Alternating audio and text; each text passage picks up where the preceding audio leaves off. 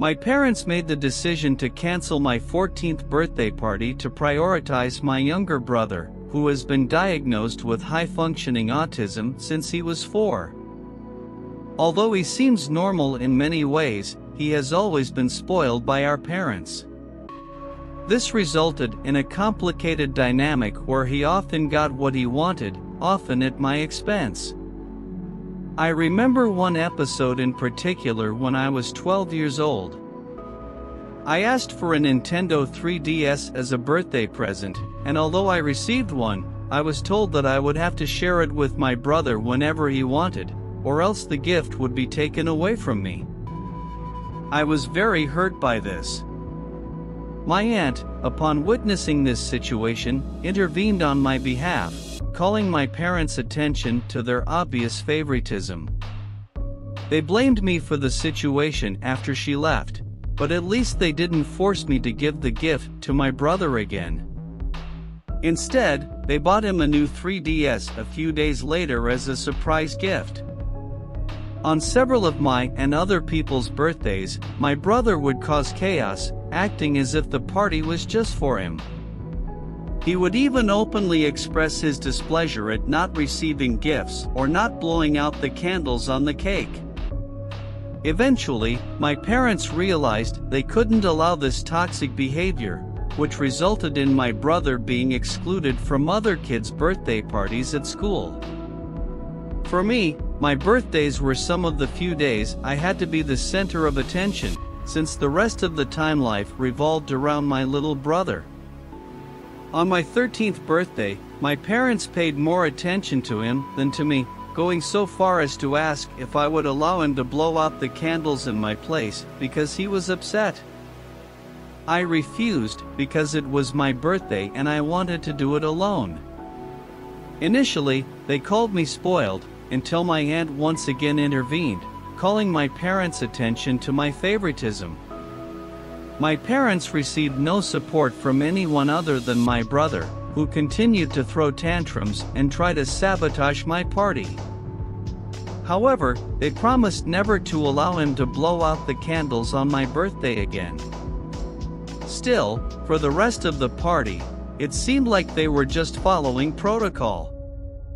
My aunt pretty much took control of everything from then on. The following year, a few weeks before my birthday, my parents sat me down and said they would still give me gifts and a small cake, but my birthday party was effectively cancelled to prevent my brother from having another meltdown. I just couldn't believe they were doing this to me. At school the following week, I shared it with my friends, teachers, and even my school counselor. Everyone was shocked by my parents' lack of consideration and empathy. The vice principal even found out and comforted me. All of this ended up reaching my parents through social media. They punished and criticized me for telling so many people, but that didn't stop me from sharing with everyone at school that I was grounded just because I was upset that my birthday had been canceled for no apparent reason. This made the situation worse, as many of my friends' parents called them or sent messages on social media, expressing their outrage. I felt helpless, without receiving an apology. My father simply walked into my room with his arms crossed and said the punishment was over, and then left. I thought my party was still canceled because no one said anything about it, and my brother made fun of me, saying I wouldn't celebrate my birthday. At the end of the 2 weeks, my parents organized a surprise birthday party for me at my favorite restaurant, claiming that was their intention all along, even though I knew that wasn't the case. I could tell that everyone was unhappy with them for what they did, and this was evident in every interaction with the family. They ended up throwing the surprise party to try and save what little reputation they had left, but I'm sure they paid dearly for it. I had dinner with all my friends at my favorite restaurant, which had a small arcade, and I got the newest PlayStation system, something I had wanted for a long time. I knew it had all been hastily planned, as my father seemed to fork out the money reluctantly, as if a moth had flown out of his wallet. My brother, of course, made a huge fuss because I had arranged that surprise party. However, with so many of my friends and their parents present, my parents finally intervened to stop his tantrum. When he tried to push my cake off the table, my mom and dad finally acted to put a stop to it. It was the first time my brother had thrown a tantrum since he was a child. My mother had to stay with him to make sure he didn't cause any problems, and my father also kept an eye on him to keep him away. Later, my mother took my brother to another restaurant where he could have fun in a play area so the party could continue in peace. And I heard later that she spent at least an hour trying to get him out of the playground's tubular structure, and only did so when he needed to use the bathroom, trying to run back as soon as he was done. My parents never tried to cancel my birthday again while I was still living with them. However, over the next 4 years, they didn't make as much effort or spend as much money on my birthday parties. They consisted of a simple local pizzeria, a cake without even a name written on it, and nothing as expensive as a new gaming system. I don't want to sound spoiled, but I was a little disappointed. I've never gotten a cake with my name on it.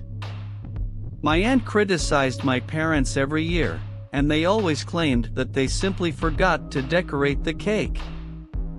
I'm pretty sure the reason my name was never written on another cake was because my brother always refused to eat pieces of the cake that had someone else's name on it at a party, and they couldn't put his name on anything of the cakes, as it would seem unfair.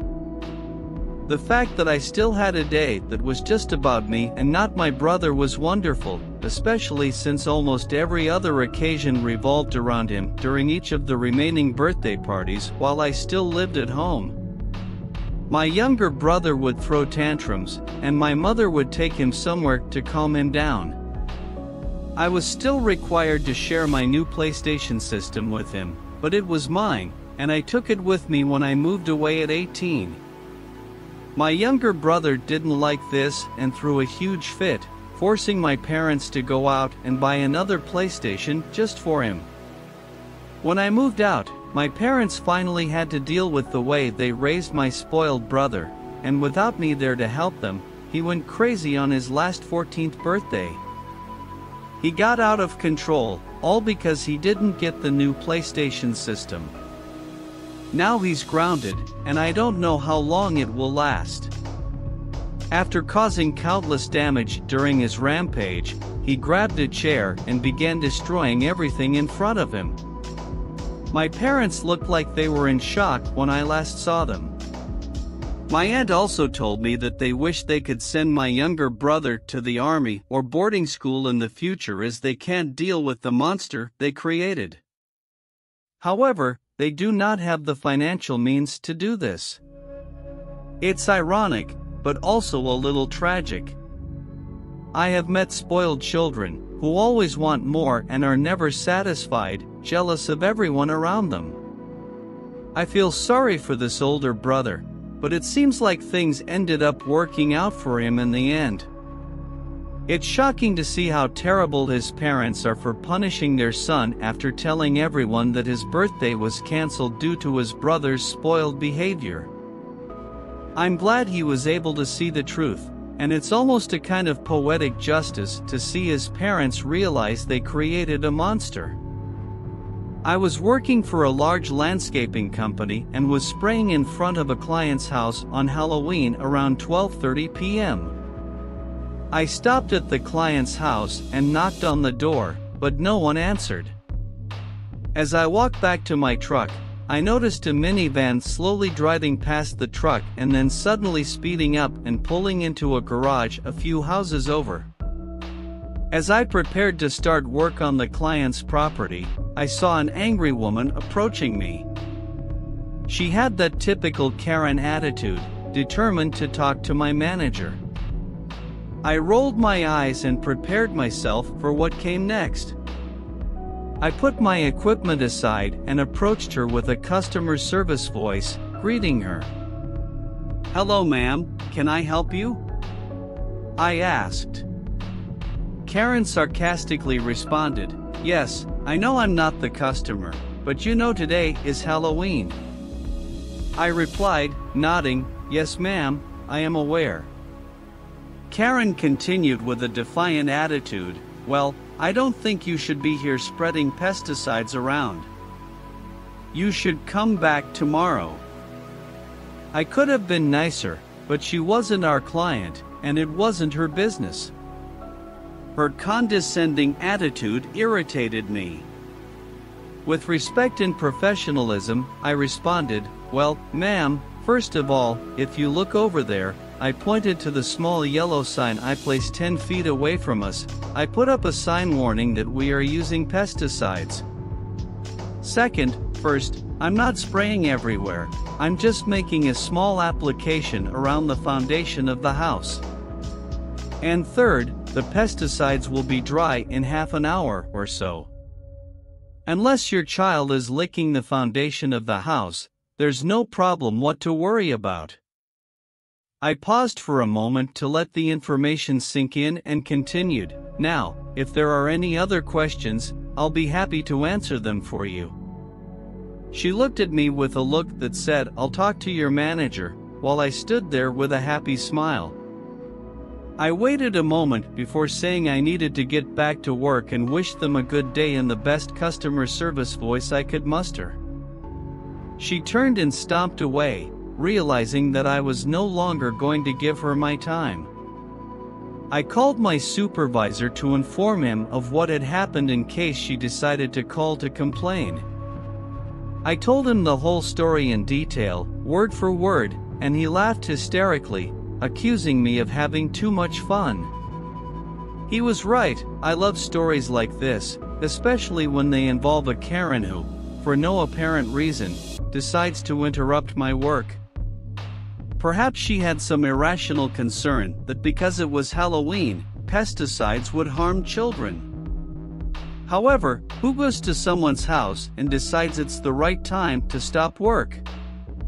It was literally midday, there was no one around, and what I was applying would have dried quickly. Furthermore, there was a clear warning sign in place. After all, pesticides are dangerous, but there was no reason to be so worried. Warnings are there for a reason, and it's gratifying to see when someone meddles in someone else's life, especially when they're not minding someone else's own life and business. However, I will share a personal story that involves lies. I lied to my wife several times, and I don't know if she can forgive me. The most recent lie occurred about 2.5 years ago when I decided not to tell people she was pregnant. The story behind this is crucial. We had faced pregnancy problems, and the year before, we underwent an emergency procedure as our baby did not survive due to a rare medical condition that developed at 23 weeks of pregnancy.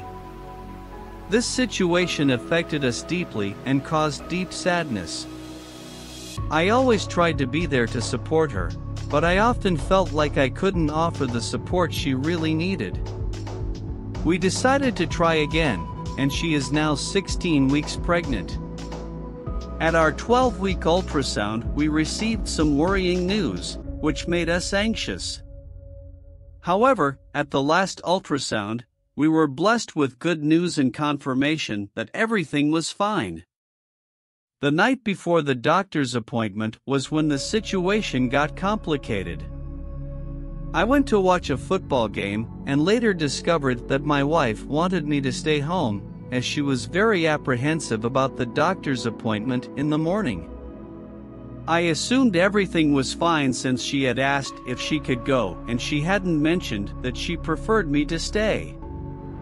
However, he should have read between the lines and understood how scared she was.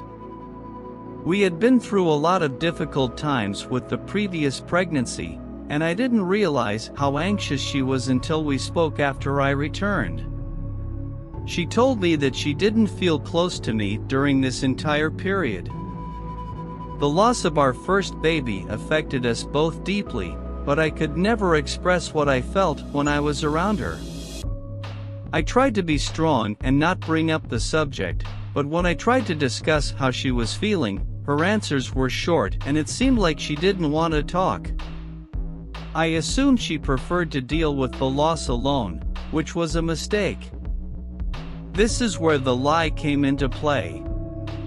I spoke openly with my family about how I was feeling and the challenges we were facing, from the stress of my wife's pregnancy to my discontent at work, as well as depression and anxiety. During these conversations, I ended up mentioning the pregnancy situation without thinking about the consequences. At one point, my father called to talk about the ultrasound, and my wife overheard our conversation. When I got off the phone, she asked if my father knew, to which I said yes. We hadn't shared the news with anyone due to the loss of our previous son, and I had broken that trust by telling my father. The situation got worse when we were talking, and she asked who else knew. I mentioned some people, but not all of my family members, like my mother, my brother, and my best friend. I thought minimizing the problem by not mentioning how many people knew would be better.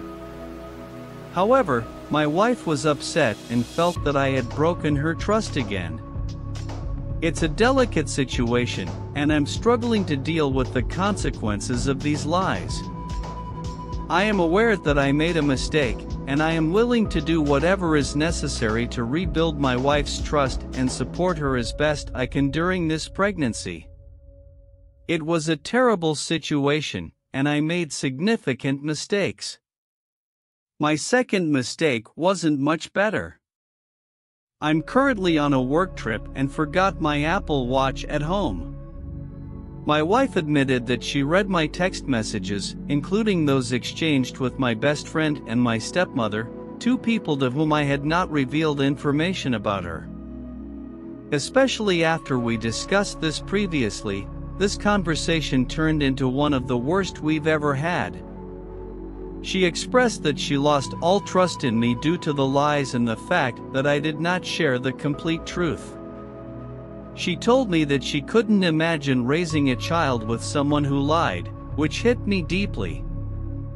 I fear that our marriage is on the verge of collapse, but I am willing to do what I can to improve the situation. She is at a point where she doesn't know how to move forward, and I believe we should seek marriage counseling to try to get through this difficult time. It's the worst feeling I've ever experienced, and I know I was deeply wrong. What should I do? It appears this individual made a series of mistakes by not communicating properly with his wife. Being honest from the beginning would have been a much wiser choice rather than trying to cover up a lie with more lies. Sharing problems and concerns with others, but not your wife, can lead to complicated situations and erode trust in the relationship. I hope they can find a healthy solution to their problems and still remain together as a couple to raise their child.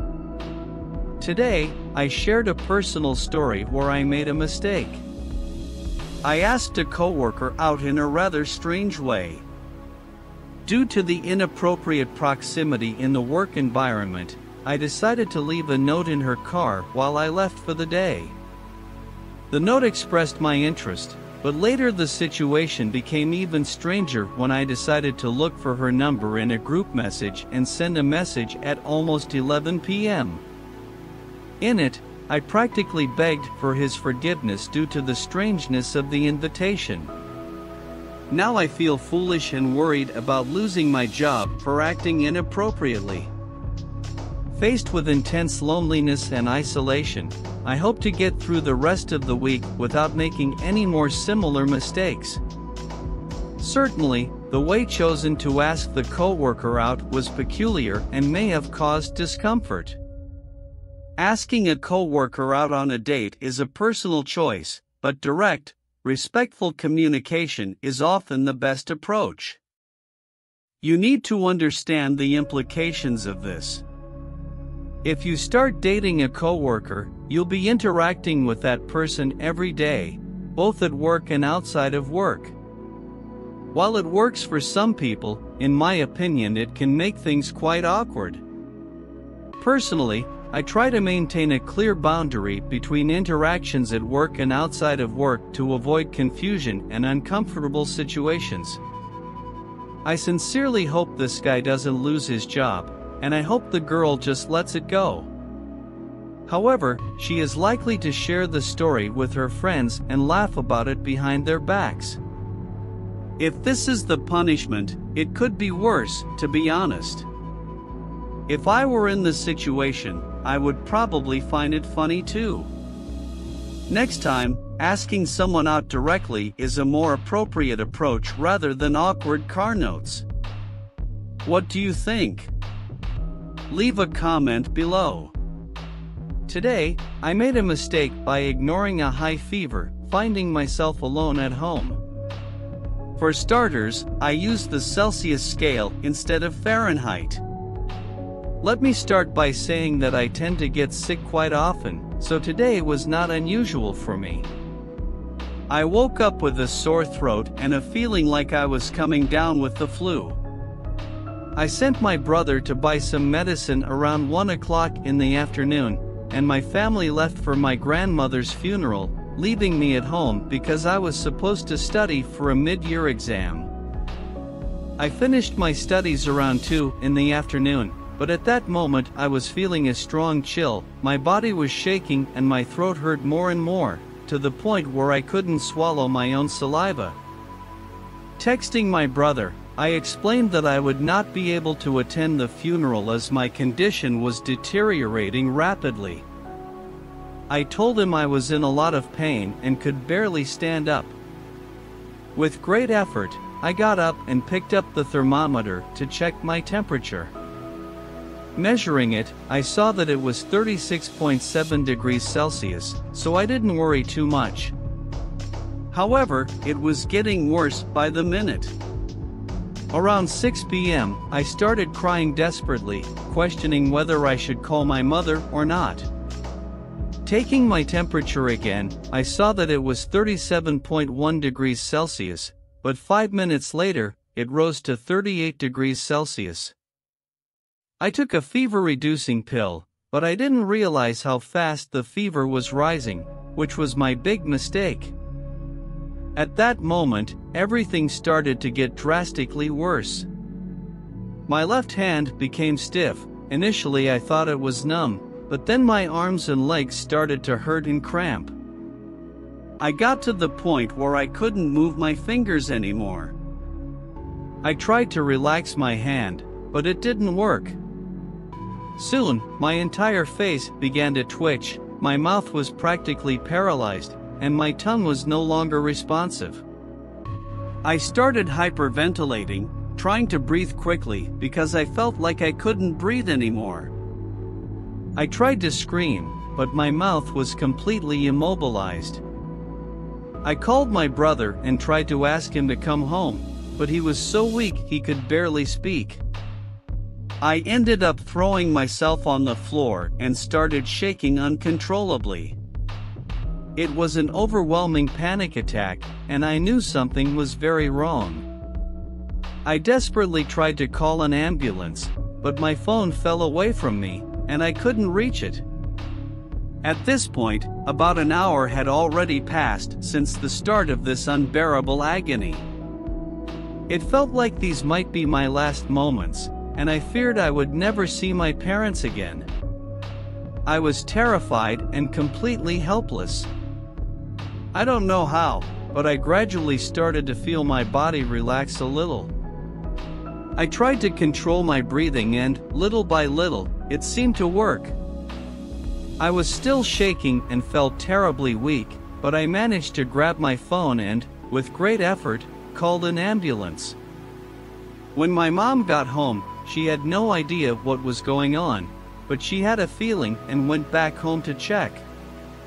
She found me on the floor and ran towards me, worried and anxious, asking me to explain what had happened.